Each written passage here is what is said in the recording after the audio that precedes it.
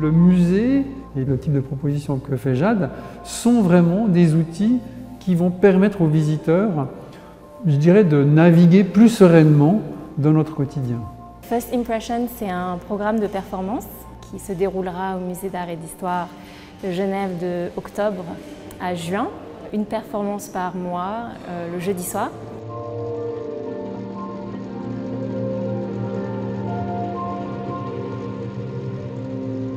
L'idée, c'était qu'un jeudi par mois soit consacré à un programme sur des problématiques actuelles avec un regard extérieur. En art contemporain, on est très vite un peu dans notre bulle.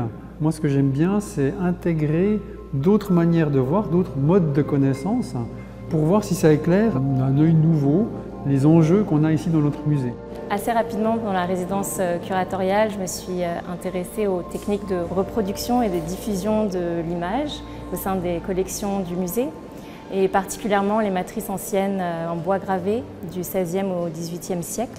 Ces objets m'ont intéressée parce qu'ils, pour moi, étaient témoins d'une époque où l'image était un peu plus rare et qui venait justement répondre à un besoin ou un désir de plus d'images.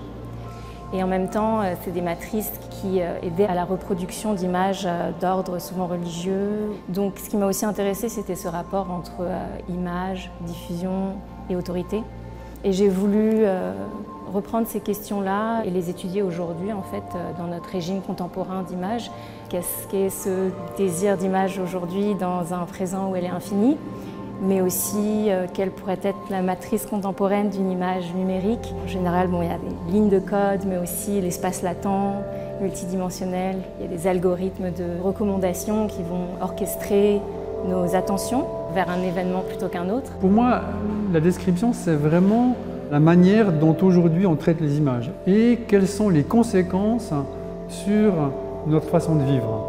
Et c'est là où sa proposition s'aligne parfaitement avec la notion de musée qu'on défend ici, c'est-à-dire un musée comme hygiène de l'esprit, un musée qui nous permet, un peu comme un instrument, de naviguer dans les méandres de notre quotidien.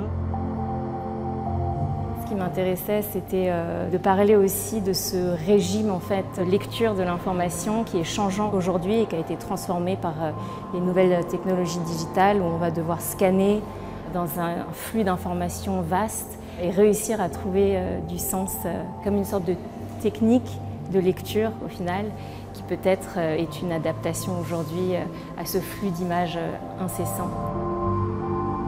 Jade réfléchit beaucoup sur de quelle mesure les systèmes de croyances sont touchés et voir un objet ordinaire et le transfigurer en objet d'art, c'est basé principalement sur l'effet de croyance, parce que si on n'y croit pas, ça reste des pigments sur une toile.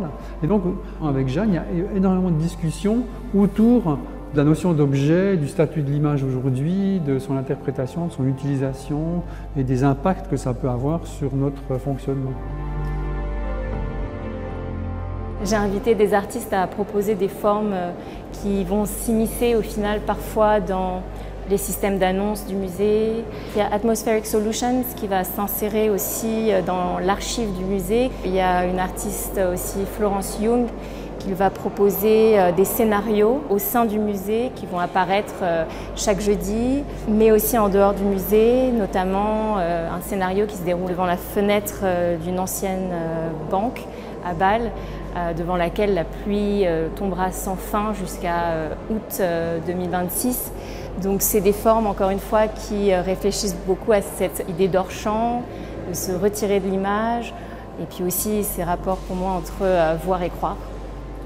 Pour nous, ça c'est une grande qualité de ce musée, c'est vraiment faire entrer tout cet esprit dynamique en phase avec des problématiques d'aujourd'hui, par exemple, dans notre patrimoine un peu plus, je dirais, séculaire.